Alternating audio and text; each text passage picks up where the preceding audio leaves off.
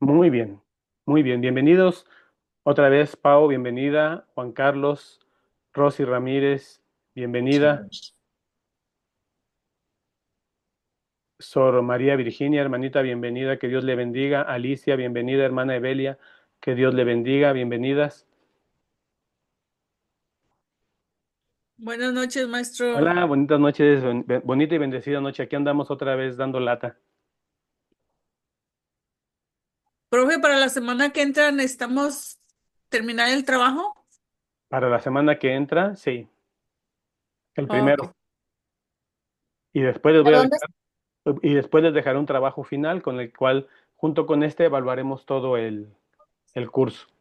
El trabajo final va a ser un breve ensayo de todo lo que hemos visto, más bien de la sección que más les llame la atención, similar a este, máximo 3 cuartillas más la portada. Un ensayo del tema que más les haya gustado, la tradición, el magisterio, cómo se creó la historia del Antiguo Testamento, la historia del Nuevo Testamento y lo que nos falta todavía, ¿no? Lo que ustedes decidan.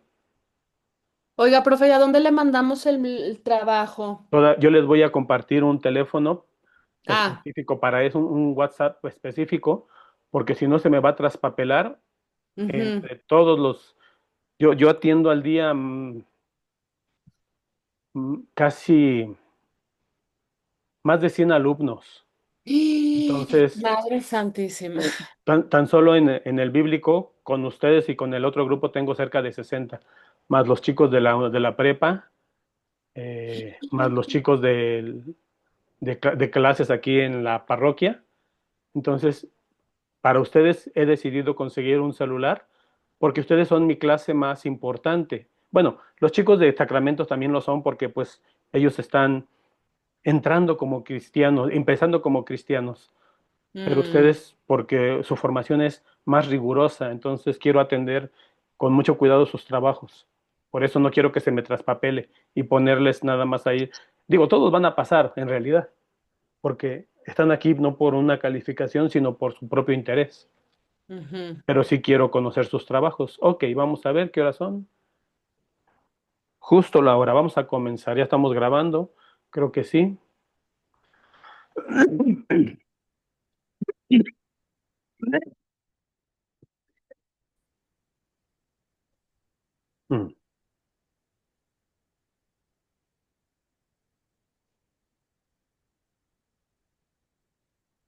En el nombre del Padre y del Hijo y del Espíritu Santo.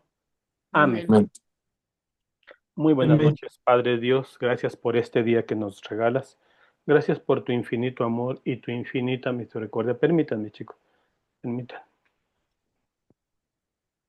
Te pido, mi Señor, que nos bendigas a todos nosotros, bendice a mis hermanos que nos reunimos hoy para profundizar acerca del conocimiento de tu palabra escrita, que es solo una parte de tu plena palabra que es el Señor Jesucristo, quien es la auténtica palabra de Dios. Permíteme, mi Señor, ser un instrumento adecuado para las necesidades intelectuales y espirituales de mis hermanos que se están preparando en este curso. Te pido por Papa León, por nuestros obispos en nuestras diócesis y por los sacerdotes que en ellas trabajan. Te pido por el Instituto Bíblico y por el Padre Director José Estrada para que los bendigas. Y te pido por mis hermanos para que según tu amor y tu providencia los bendigas en sus bienes materiales, en sus vidas personales, en sus familiares que ellos aman y que los aman. Y que eh, tomemos siempre de ti lo que nos mandas, tanto lo que es bueno y bello como lo que nos purifica en la dificultad. Gracias, Padre Dios. En el nombre del Padre, del Hijo y del Espíritu Santo. Amén. Muy bien. Antes de comenzar, ¿alguien quiere preguntar algo? ¿O ya le entramos de lleno? Muy bien, vamos a comenzar de lleno. Permítanme bajar esto por acá. Habíamos quedado, la iglesia empieza en el siglo I, después del evento de Pentecostés, a tomar su propia identidad, a reconocerse como la prometida, aquella a quienes se le prometió el Espíritu Santo, aquella quien ha recibido la autoridad de ser, la autoridad de ser la nueva autoridad del pueblo de Dios. Y bajo estas circunstancias se reúne el primer concilio, convocado, ustedes lo recuerdan, permítanme aquí admitir a quien está llegando, convocado, eh, convocado en la ciudad de Jerusalén, donde estaban los apóstoles, entre ellos destacando siempre Pedro y además en este caso en específico el que se quedó de encargado de la iglesia de Jerusalén, el apóstol Santiago, porque ustedes recordarán que Pedro era el apóstol de toda la iglesia y él tenía que salir a predicar y se fue primero a Antioquía, a Antioquía de Siria, luego sube un poquito más al norte y luego llega a la Antioquía de Asia Menor y luego va a llegar hasta Roma, donde eventualmente será el primer obispo de la iglesia de Roma y morirá mártir en la ciudad de Roma. Bueno, muy bien. El primer problema que atacan los apóstoles fue este problema de los judaizantes. Ustedes recuerdan, cristianos que venían del judaísmo y que querían obligar a los cristianos que venían del paganismo a seguir las obras de la ley de Moisés, circuncidarse, realizar purificaciones corporales por impureza de sangre, evitar que comieran la carne de cerdos o algunos tipos prohibidos de carnes por la ley de Moisés, que no se trabajan, es decir, toda la regulación de Moisés. A esto se le conoce regulación mosaica.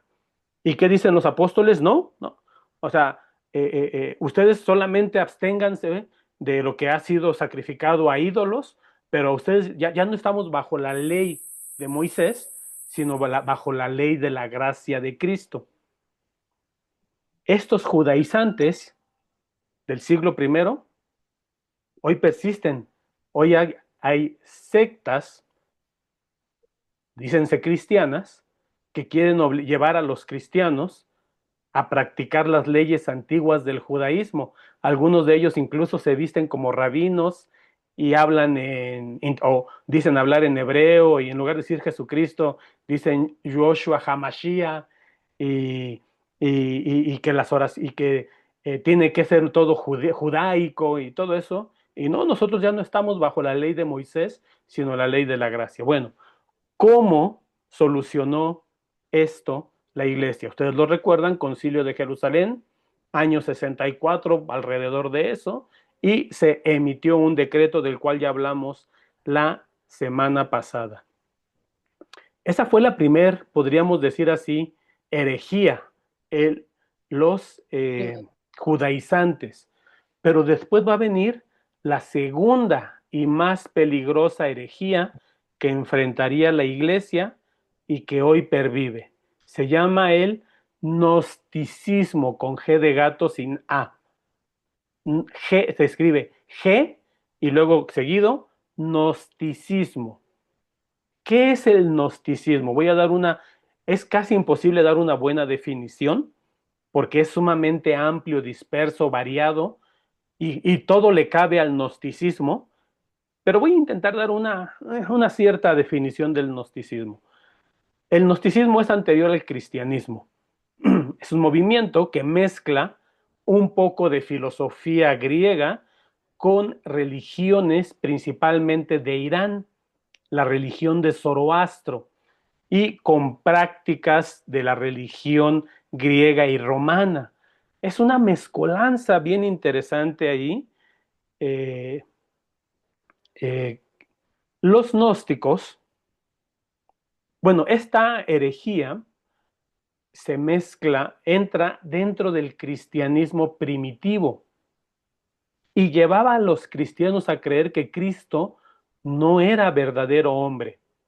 Cristo era una cosa que ellos le llaman eón, un ser espiritual iluminado que a través de un conocimiento reservado solo para algunos iniciados te lleva a la salvación. La salvación la logras no por el acto redentor de Cristo, sino por el conocimiento elevado y por cómo logres desprenderte de la carne. La carne es algo malo, lo corpóreo es malo, la realidad material es mala, y lo único bueno es lo espiritual. ¿Cómo logras desprenderte de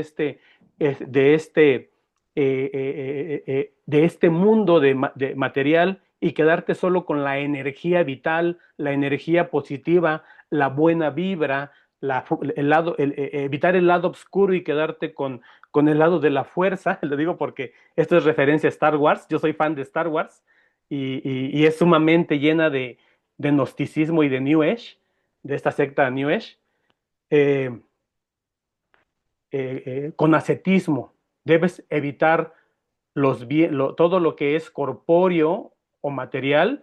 Debes comer, debes evitar comer y solo comer para mantenerte vivo, pero no porque sea bueno. No debes casarte, no debes tener hijos. El sexo es malo, el matrimonio es malo, y solamente tendrás sexo solo para tener hijos, pero nada más. Esta secta gnóstica contamina el cristianismo primitivo.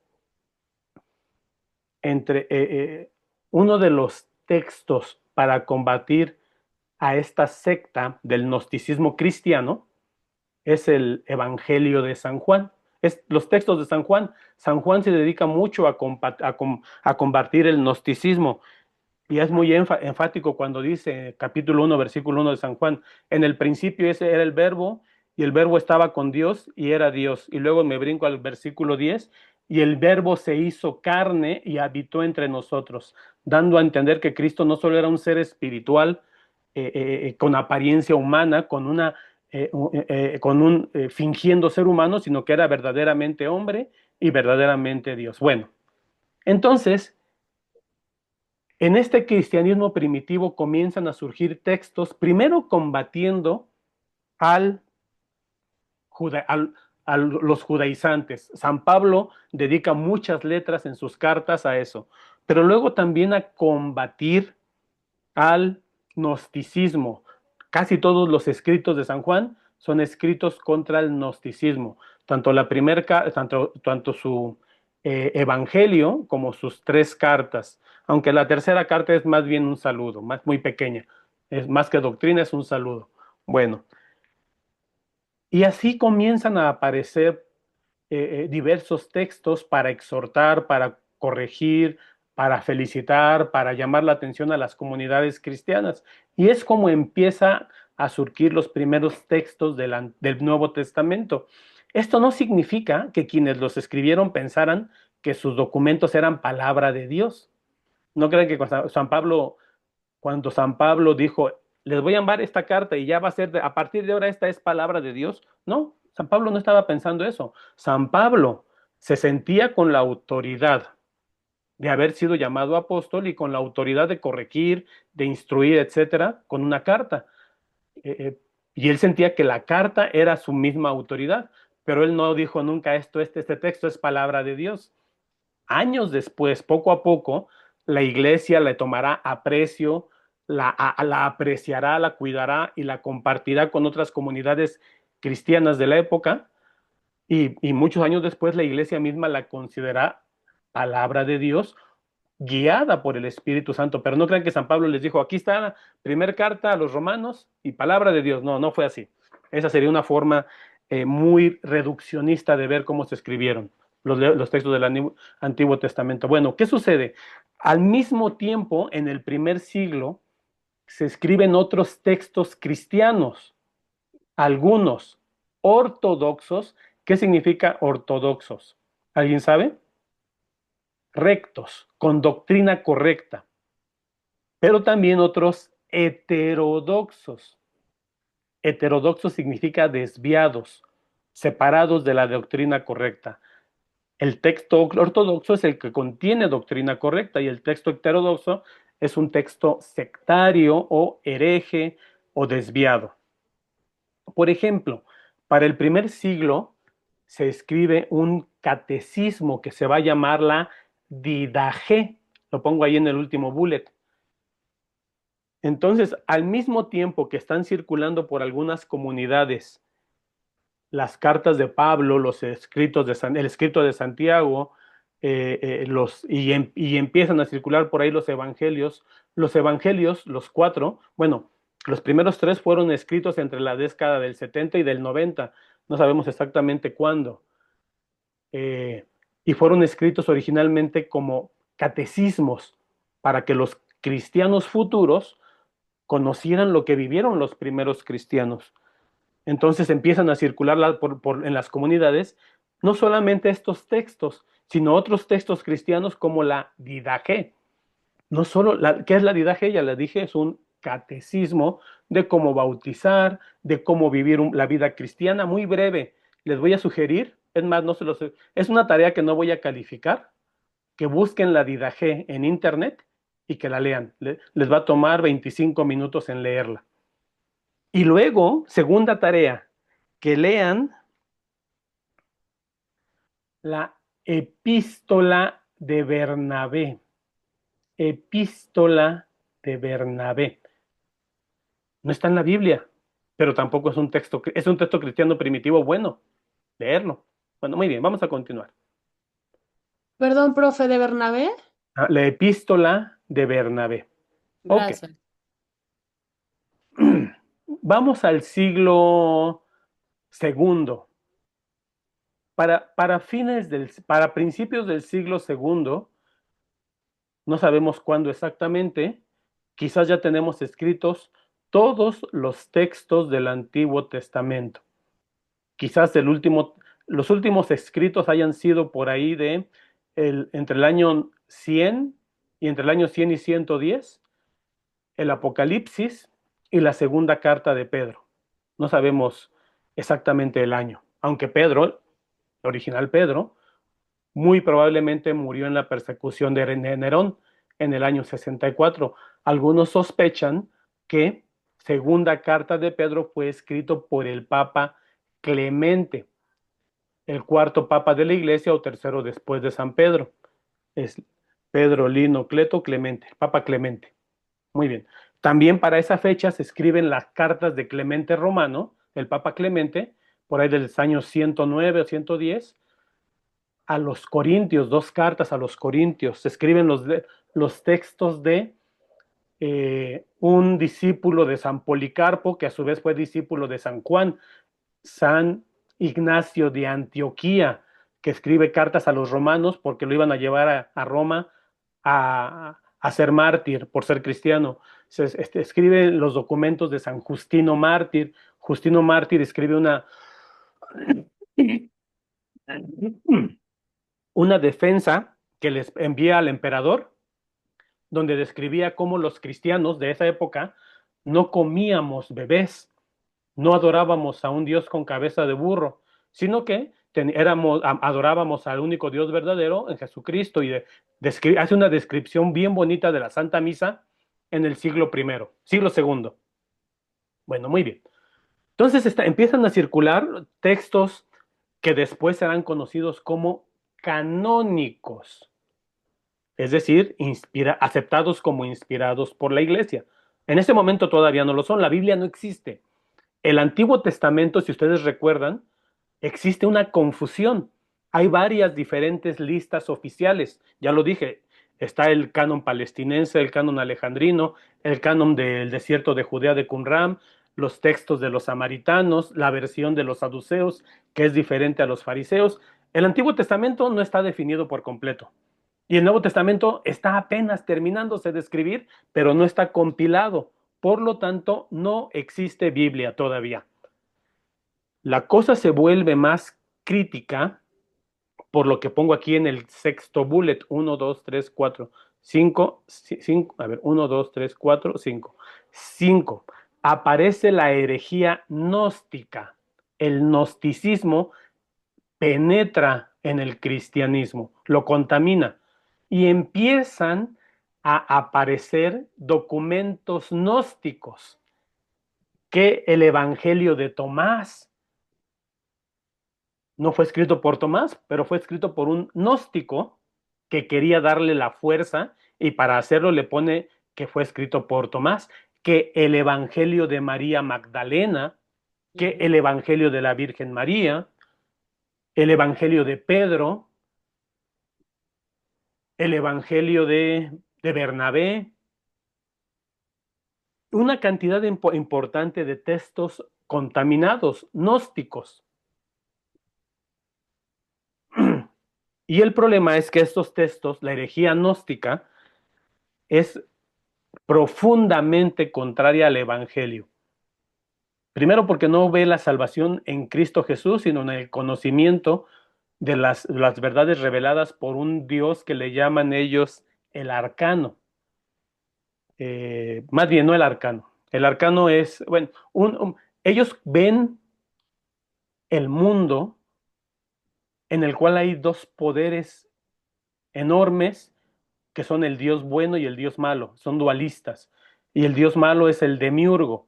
Nosotros sabemos que no hay dos dioses, hay un único Dios verdadero y el enemigo, el que consideramos el enemigo, ni siquiera se le acerca, ¿no? Pero ellos son dualistas. Es decir, comienzan a aparecer más escritos, último bullet, bueno, a fines del siglo II aparecen algunos escritos de la herejía gnóstica con errores contrarios al Evangelio y aparecen escritos que no revelan la verdad evangélica.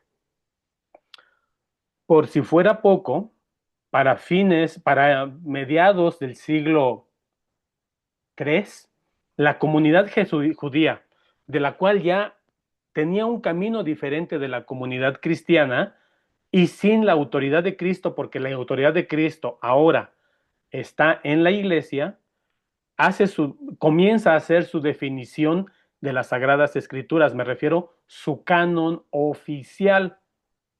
Y entre otras cosas, los judíos de esa época deciden dejar fuera libros como Sabiduría, Eclesiástico, que contenían profundas referencias proféticas acerca de Jesucristo. El libro de la Sabiduría, si ustedes lo leen, habla totalmente de Jesucristo. Los judíos deciden dejar este libro fuera de su lista o canon oficial. Y se formará a partir de esta fecha, y quizás se terminará en el siglo V o VI, no se sabe con exactitud, de tener ya su lista oficial. La iglesia, la comunidad cristiana, aunque los judíos ya van a empezar a trabajar en su propia lista formal, la iglesia no tiene una lista formal de libros del Antiguo Testamento, pero prefiere preferentemente para las enseñanzas del Antiguo Testamento la versión alejandrina, que es conocida, alejandrina o en griego, que se editó en la ciudad de Alejandría, Egipto, en idioma griego, para los judíos de habla griega, y que se terminó de escribir alrededor del año 200 antes de nuestro Señor Jesucristo.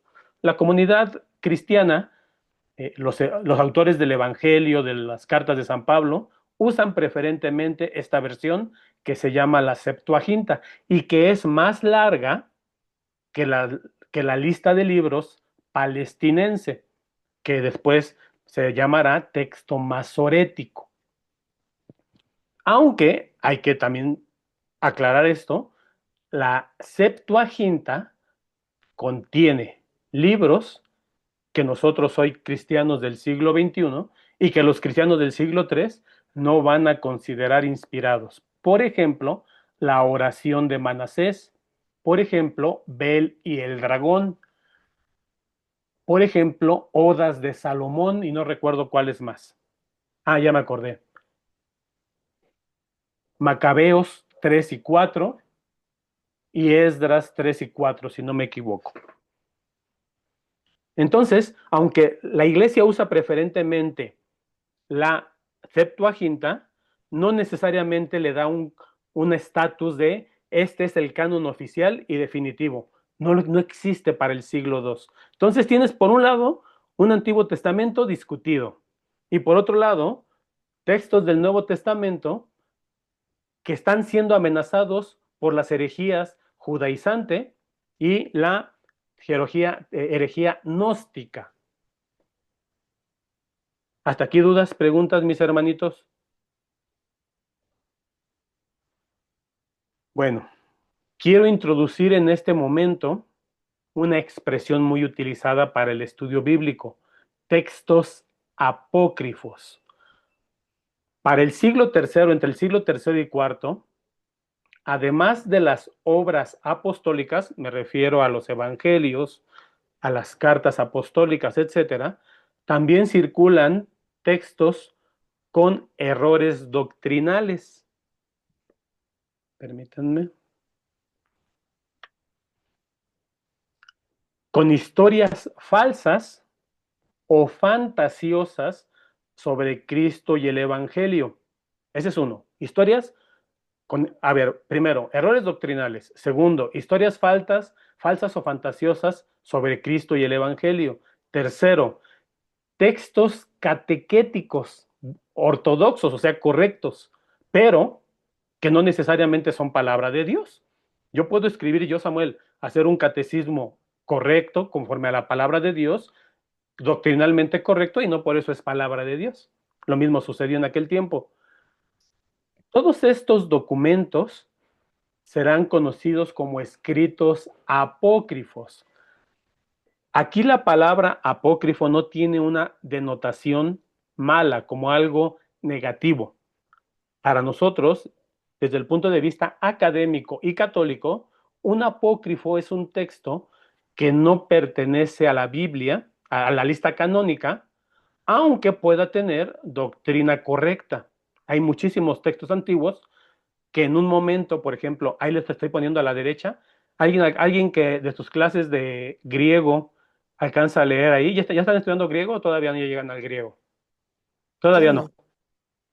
Bueno, se los voy a leer. Dice así, esa imagen que ven ahí dice así.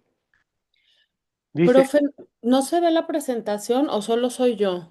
no sé, a la derecha hay un Ah, recorte. ya, creo que yo la había. Sí se ve, sí se ve. Sí, perdón. Bueno, dice así, nada más les voy a leer la primera parte en griego. Dice, Clementos, pros Corintios, epístola, epístole. Esta es la primera carta que Clemente le escribió a los corintios. ¿Cuándo? Cerca del año 100, alrededor del año 100, entre el 100 y el 110. Muchos cristianos, como Clemente conoció directamente a Pedro en Roma, decían, pues esta carta, y además fue el obispo, el cuarto obispo de Roma después de Pedro, muchos cristianos decían, pues esta carta, así como el Evangelio de San Lucas, Lucas no fue apóstol, pero conoció a Pablo. El Evangelio de Marcos, Marcos no conoció a Cristo, perdón, Lucas no conoció a Cristo personalmente, pero fue discípulo de Pablo. Marcos no fue discípulo de Cristo, pero fue discípulo de Pedro. Ah, pues la carta de Clemente, conoció a Pedro directamente y a Pablo. Ah, pues entonces puede ser palabra inspirada de Dios. Es una carta muy bonita, pero no es, la comunidad al final decidió, la iglesia, con su autoridad, dejarla fuera de la lista oficial. Y se considera un texto apócrifo, no que sea malo, aclaro, sino que no es palabra inspirada de Dios.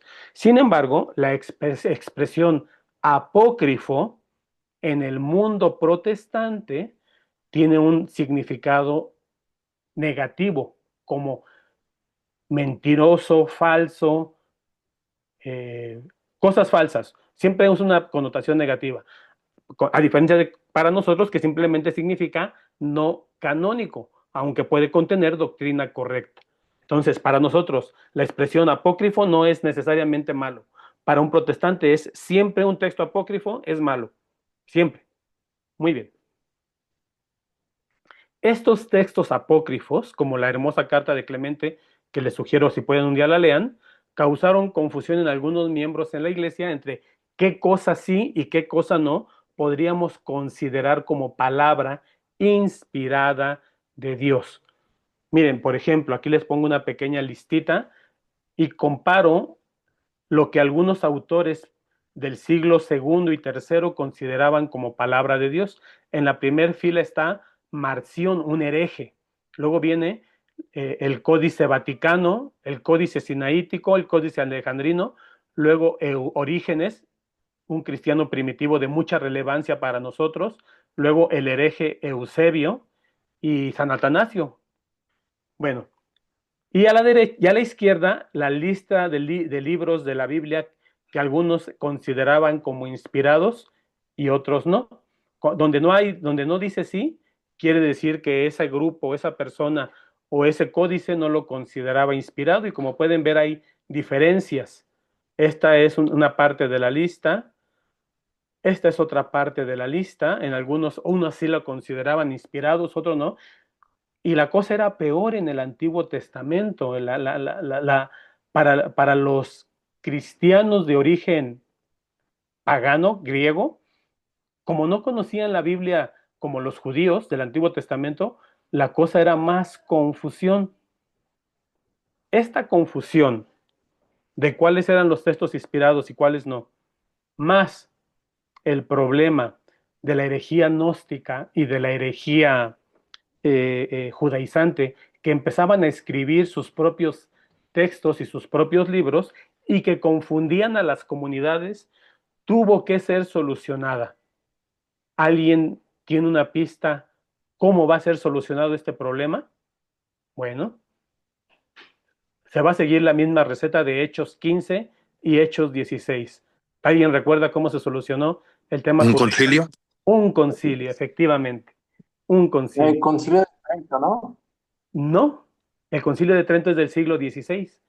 El concilio Ah, regional de Roma en el siglo IV, convocado por el Papa Dámaso. El Papa Dámaso tuvo que enfrentar esta terrible situación. Por un lado, los judíos definiendo su propio canon y algunos cristianos cayendo en el error de seguir la autoridad de los judíos. Los judíos ya no tenían autoridad, la autoridad estaba en la iglesia de Cristo. Segundo, por otro lado, la herejía del gnosticismo. Por otro lado, había surgido otras herejías, el arrianismo, que decía que Cristo no era Dios, sino una criatura, un hombre común y corriente. La herejía del bueno, varias herejías, no quiero confundir mucho, pero estaban surgiendo varias herejías. El Papa Dámaso toma la responsabilidad de definir un canon, una lista oficial de libros que se van a considerar inspirados para la iglesia en el siglo IV, año 382. Poco antes, por ahí de mediados del siglo IV, año 350, le encarga a un cristiano muy preparado, erudito en las ciencias bíblicas de aquel tiempo, Jerónimo de Estridion, conocido hoy por nosotros como San Jerónimo, que fuera a la tierra de los judíos, que buscara los códices más antiguos en arameo o en hebreo, o incluso en griego, y que los tradujera al idioma común de la época, que se llama latín. Entonces voy a leer allí año 300, a mediados del siglo IV, el Papa Dámaso encarga a San Jerónimo recolectar los textos más antiguos disponibles de las escrituras y traducidos al latín, que en aquel tiempo se llamaba, era el latín común, el latín vulgar. Vulgar no porque fuera grosero, sino porque era el que hablaba el vulgo. Había latín clásico, donde se habían traducido los textos griegos de Homero, de Pericles, donde estaban los textos de filosofía de Séneca. Ese es el latín culto. Pero el Papa quiere que haya una versión en latín vulgar del pueblo.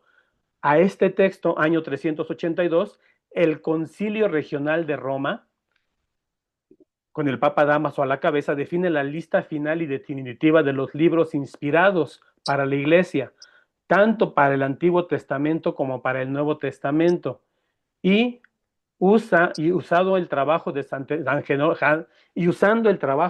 Jerónimo, nace la primer Biblia conocida como la Vulgata Latina, por venir en el idioma del vulgo, en latín. Casi todas las Biblias del siglo pasado, déjenme ver por aquí, les voy a mostrar. Esta es como del siglo XVII.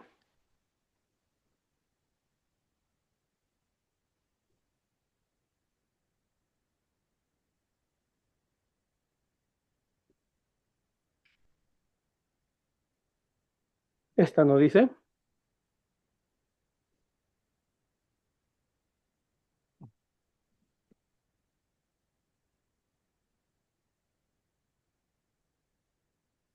A ver si se alcanza a ver ahí.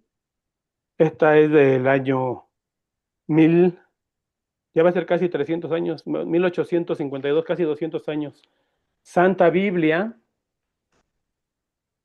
traducida al español de la Vulgata Latina. No se alcanza a ver, lo siento, pero luego les mando una copia. Oh, Casi, wow. casi todas las Biblias de hace más de 100 años, hace más de 50 años, se hacían de la Vulgata Latina de San Jerónimo, que aprobó el Papa Dámaso. Y es aquí donde la Iglesia tiene por primera vez una lista o canon oficial, justo como la tenemos hoy día los católicos. Este concilio fue regional, pero fue confirmado por otros dos concilios regionales. El concilio de Hipona, donde San Agustín tuvo un papel importante, en el tercer concilio de Hipona, año 393, y el tercer concilio de Cartago, año 397. Y luego el cuarto de Cartago, ya en el año 419, se reafirma constantemente la autoridad del trabajo del concilio regional de Hipona. Y es aquí cuando, desde el año 382, la Iglesia con su autoridad tiene y hace, es la Iglesia quien, inspirada por el Espíritu Santo, hace y crea la Biblia. Biblia de la que después disfrutarán todos los cristianos que se separan de la Iglesia y con el cual pretenden atacar a la Iglesia. A veces, así pasa. ¿Alguna duda o pregunta por aquí, mis hermanitos? Adelante, Juan Carlos. Profe, un comentario ahí, San Jerónimo, ya ve que no sé si tenía dudas Sí, sobre eso, aunque no existía todo el término de autor canónico, que ya fue acá en sí, Trento, pero sí sobre esos 7 libros por el hecho de que no eran en hebreo, entonces no sé ahí efectivamente. cómo fue que San Jerónimo determinó sí acatar la orden del Papa San Dámaso, y creo que eso le generó algún conflicto con San Agustín. No estoy muy claro yo ahí, por eso era Sí, para que me aclare. el comentario es sumamente oportuno porque efectivamente, dada la influencia de San Jerónimo con las personas con las que él pulió su propio hebreo con judíos, y por la influencia de estos judíos, San Jerónimo llegó a negar la canonicidad de los libros escritos en griego, cosa que después se descubrirá que no fueron originalmente todos ellos en griego. Se estima que Sabiduría, Eclesiastés y, y también partes de Judith fueron escritos originalmente en arameo, no en griego. Pero bueno, esa discusión será posterior. Entonces, San Jerónimo tiene importantes disensiones con San Agustín, pero algo que hace, permítanme, algo que hace santo a San Agustín, a San Jerónimo, ahorita no contengo la información para podérselas compartir a ese detalle, no pensé que me fueran a preguntar esto. San Agustín se sometió a la autoridad de la Iglesia. Él dijo, yo creo que estos textos no son inspirados por Dios, pero someto mi criterio a la autoridad de la Iglesia, así como el mismo San Agustín. ¿Sí me logré explicar? Sí. Profe, muchas gracias. Excelente, no, muy oportuno. Fíjese, profe, que ahorita con lo que está diciendo entiendo por qué mucha gente dice que la Biblia se inventó o se escribió en el siglo IV. Claro, si no conoces como toda esta historia, pues digamos que en el siglo IV fue donde se definen los libros, ¿no? Claro. Y la Iglesia tiene toda la autoridad de Cristo e incluso humanamente hablando, supongamos, dejemos por un lado a Dios y a Cristo. La iglesia es un grupo de personas con sus propias creencias que tienen libertad para decidir qué creen y decidir si otros textos son o no acordes a sus propias creencias. La iglesia dejó libros que contradecían su propia visión del Evangelio de Cristo fuera de la Biblia. Claro, eso hizo, porque la iglesia sentía su autoridad, siente su autoridad proveniente de Cristo, de cuidar lo que conocemos como el depósito de la fe. Si alguien viene de la iglesia y me dice, no, oye Samuel, ¿y por qué mejor que la Biblia no sea más incluyente y que acepte este libro? No, no, la iglesia no es incluyente, la iglesia no está para darle gusto a nadie. La iglesia Claro, está para proteger el depósito de la revelación. claro.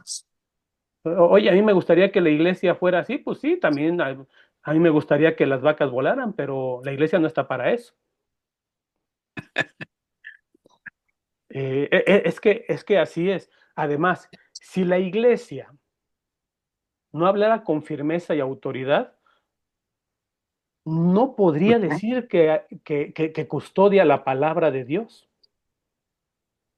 Si la iglesia hoy cambiara de opinión y mañana fuera diferente, entonces no hay ninguna palabra de Dios. Todo es posible, todo cambia, y entonces Claro, incluso Dios es relativo. El Dios que me guste, el que se me acomode.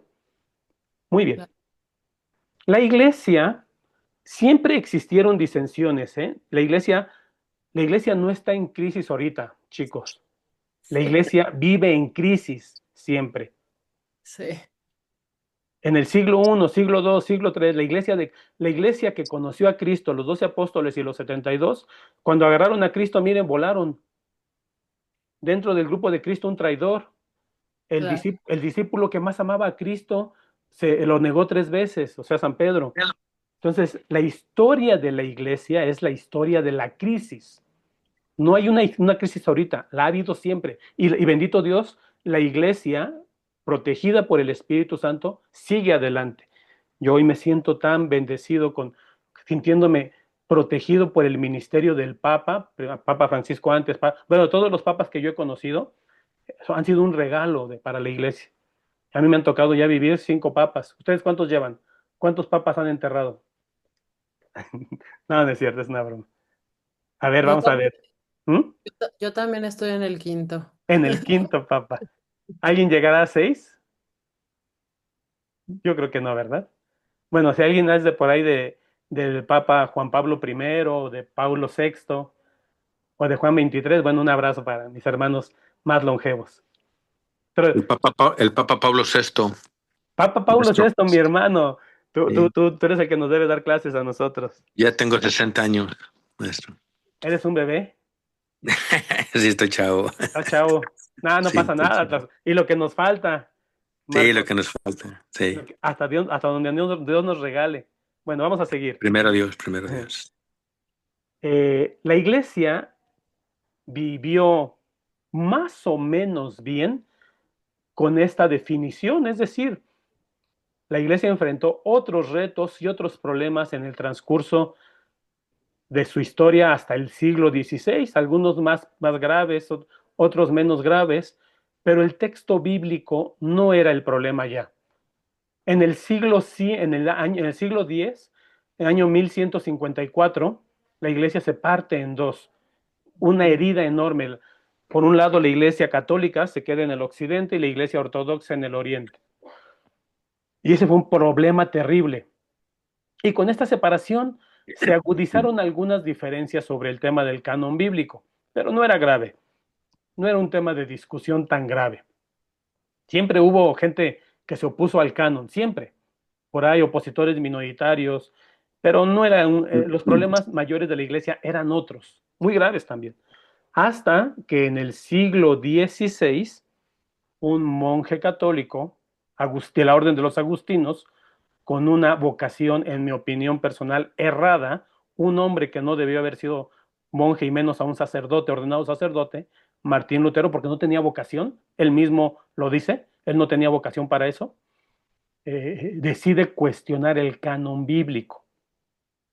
¿Qué sucede cuando en la iglesia hay una verdad que nadie niega, no pasa nada. Una vez que la iglesia ha definido algo y nadie lo niega y todos se creen, queda como una doctrina propia de la iglesia. Pero cuando alguien se empecina en negar algo, la iglesia tiene que hacer un dogma, como lo hizo en el Concilio de Jerusalén, un dogmata. ¿Recuerdan la palabra dogmata, que viene en Hechos de los Apóstoles? Hace un dogma.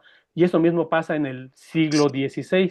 Este monje agustino, Martín Lutero, decide, porque no coinciden con su propia visión de la fe cristiana, negar la inspiración divina y canonicidad de 7 libros del Antiguo Testamento. Es Tobías, Judith, Baruch, Eclesiástico, Sabiduría, Macabeos 1 y 2, Hebreos, y del Nuevo Testamento, Hebreos, Santiago, Apocalipsis y Carta de Santiago, negarlos y decir que no son palabra de Dios. Wow. Ante este evento y ante la división que su movimiento, su revolución, que se conoció como Revolución Protestante, bueno, en los textos de historia se le llama Reforma, pero creo que el nombre apropiado es Revolución Protestante, esa es mi opinión. La iglesia tiene que dogmatizar el canon bíblico. Y dice, si tú eres católico y te crees cristiano católico, tú crees en esta lista de libros inspirados. En total, 73 libros. Algunos protestantes utilizan este argumento para decir que la iglesia creó el canon bíblico en el siglo XVI, en el Concilio de Trento. Pero no, la iglesia ya lo tenía desde el siglo IV. La iglesia lo que hizo aquí fue convertir esta creencia oficial de la iglesia en un dogma. ¿Dudas, preguntas, comentarios hasta aquí? Oiga, profe, yo no sabía que también habían quitado libros del Nuevo Testamento, pensé que solo del Antiguo. Sí, la visión original de Lutero era muy radical. Sin embargo, Martín Lutero tuvo que ceder ante la presión de algunos de sus correligionarios, en específico, tuvo que ceder ante un tal Juan Calvino. Ante Calvino, claro. Sí, y también tuvo que ceder ante la presión del rey de Inglaterra, el Enrique VIII. Entonces, bueno, al final el luteranismo, ya muerto Lutero, tuvo que suavizar su postura y no negar los libros del Nuevo Testamento que les acabo de comentar y solamente los del Antiguo Testamento. Ok. Yo tengo por ahí pero las versiones bíblicas de la Biblia de Lutero del siglo XVII, yo tuve una y ya no la tengo, pero tengo la copia, si me permiten se las voy a compartir, incluían los deuterocanónicos, aunque los ponían en un apartado, pero les dio frío, les dio miedo sacarla. Las Biblias protestantes antes incluían los 73 libros, pero en el siglo XIX, año 1824, la editorial bíblica más importante, las Sociedades Bíblicas de Inglaterra, por un tema de economía y por un tema de desprecio ante estos libros, los 7 libros del Antiguo Testamento, decidieron quitarlos de las Biblias protestantes y ya, a partir de ahí se editaron 7 libros. Me comprometo a mandarles una imagen de la antigua Biblia de Lutero del siglo XVII. Del siglo XVII. Que tuve, pero que la tuve que vender porque pues me faltaba dinerito. Bueno, ¿alguna otra duda, pregunta, mis hermanos? Profe, yo tengo una pregunta.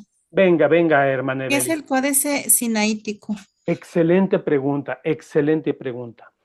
El Códice Sinaítico, así como el Códice Vaticano y el Códice Alejandrino, son intentos de la primera Biblia. De la primera Biblia. Antes fueron hechos muy cercano al año 1950 al año, o ya un poquito antes del concilio de regional de Roma, poquito antes. Y son textos, quizás copias de la Vulgata latina de San Jerónimo, que se hicieron principalmente en el cristianismo africano, en Alejandría principalmente, en idioma griego, y que contienen casi todos los libros de la Biblia que hoy tenemos o más, y que tenemos ese códice sinaítico que es por ahí del año 350 a 370, fue encontrado en un monasterio católico que después se separó de la iglesia y se hizo ortodoxo, y que se llamaba Monasterio de Santa Catalina del Monte Sinaí, creo yo, un ladrón alemán, pero él decía que era arqueólogo, fue allí, lo tomó, dice que regalado, yo pienso que se lo robó, y se lo llevó, y por angas o por mangas terminó en el Museo Británico. Luego está el Códice Vaticano, que es la copia más antigua, más completa de la Biblia que hay, que está en la biblioteca del Vaticano, y el Códice Alejandrino. Son las Biblias más que terminó en la biblioteca de Leningrado, pero cuando Rusia se hizo comunista, le dio poco valor y la subastó. Y cuando la subasta hizo que varias partes se fueran a muchos lugares, y la principal terminó en la Biblioteca Británica. Entonces son los 3 códices más antiguos de la Biblia, y les voy a dejar después una tarea para que consulten el texto sinaítico en el idioma original y aprendan a navegar en esa página, que es genial. La Biblioteca Británica ha hecho un trabajo impresionante. Tú le das un clic en la parte griega y a un ladito te da la traducción al inglés. Hay que saber un poquito de inglés, pero si no sabes inglés, hay muchos traductores en inglés. Ese es el códice sinaítico. Excelente pregunta. Muchas gracias. Otra pregunta. Adelante, madre María Virginia. Maestro, disculpe, ¿en qué año fue, dice que se quitaron los libros deuterocanónicos de la Biblia protestante? Puedo equivocarme, pero creo que fue en el año 1824. Muchas gracias. Y si no es en esa fecha exacta, es muy en torno a esa fecha. ¿Ok? ¿Otra pregunta, mis hermanos? Ahora, todo esto no lo hago con un espíritu antiecuménico, ¿eh? Yo no quiero crear animadversión hacia nuestros hermanos protestantes, porque muchos de ellos han nacido en estas comunidades y ellos no tienen la culpa, ¿no? Como dice el documento del Vaticano II, Unitatis Redintegratio, dentro de las comunidades protestantes, de forma misteriosa, también se extiende la Iglesia Católica. De forma que solo Dios sabe. Claro. Bueno, muy bien. Profesor, ¿dijo biblioteca qué? ¿Biblioteca Británica será? ¿Te refieres Sí, pónganle ahí en alguna inteligencia artificial qué es el códice sinaítico y dónde está. A ver, déjenme ver, prometo pasarles por WhatsApp también la liga de la página de la Biblioteca Británica, donde se encuentra el códice sinaítico, para que ustedes lo puedan consultar con sus propios ojos. Y también la página de la Biblioteca Vaticana, donde está el Códice Vaticano, que es de donde se sacan la mayoría de las Biblias actuales, para que le puedan echar un ojo, aunque es muy difícil de leer. Yo, que medio balbuceo algunas palabras en griego, me cuesta muchísimo trabajo. Profe, ¿y esta presentación nos las va a compartir? Sí, si Dios me permite, gracias. sí. Muchas gracias. Con esto, mis queridos hermanos, termino la parte de historia de la formación de la Sagrada Escritura, y voy a comenzar con otros aspectos ya más prácticos respecto a la Sagrada Escritura. Y les voy a indicar que he terminado hasta ahorita de su manualito, de su manual que compraron, ¿vale? Eso se los comparto la siguiente clase. Mis hermanos, pues ha sido un placer compartir esta noche con ustedes. Si Dios quiere, nos vemos en una semana. Muchas gracias, profe. Buenas noches. Dios los bendiga. Gracias, maestro. Que pase buenas noches. Gracias, buenas noches. Buenas noches. Gracias, Dios los buenas bendiga, mis noches. hermanos. Hasta luego. Igualmente. Maestro. Dígame. ¿Sí? Una disculpa. Le quería pedir ¿por qué medio le mandaríamos la actividad que nos pidió? Yo les voy a compartir la próxima semana un número celular que estoy consiguiendo específicamente para recibir tareas, un WhatsApp para recibir tareas, porque se me mezclan con muchos trabajos de la universidad y de la prepa y de todo eso. Ah, muy bien, Entonces, maestro. permítanme, estoy consiguiendo otro celular solo para tareas del Instituto Bíblico, porque se me revuelven mucho. Y también les voy adelantando, la evaluación final va a tener que ver con su ensayo acerca de Dei Verbum y de su tema, de su preferencia al final de este curso, ensayo de 3 páginas, pueden ser 2, pueden ser 4, pero no debe ser más de 5, de el tema que más les haya gustado, sobre todo lo que hemos visto de la introducción a la Biblia.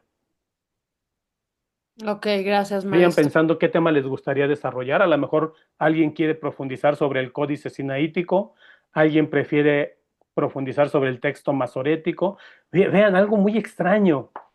Incluso, aunque los católicos de la antigüedad preferimos la Septuaginta, la iglesia, hoy día nuestras Biblias católicas, por alguna razón que yo no entiendo bien y que le pregunté a mi profesor, el padre director, las Biblias católicas en unas partes del Antiguo Testamento usan el texto masorético, que no es tan cercano a nuestra tradición católica y que académicamente hablando es más alejado de lo que hubiera sido el texto original que nunca conoceremos. Pero así son las cosas. Las Biblias católicas también en buena parte prefieren el texto masorético. Así son las cosas, no sé por qué. Y claro, el texto masorético no contiene deuterocanónicos, por lo tanto, para los deuterocanónicos utilizan la Septuaginta, que viene en el Códice Sinaítico y Códice Vaticano. Entonces, cosas interesantes de la Sagrada Escritura. Muy bien, pues que Dios los bendiga, mis hermanitos. Gracias, profe. Buenas Igualmente, maestro, noches. gracias. Hasta luego. Hasta luego.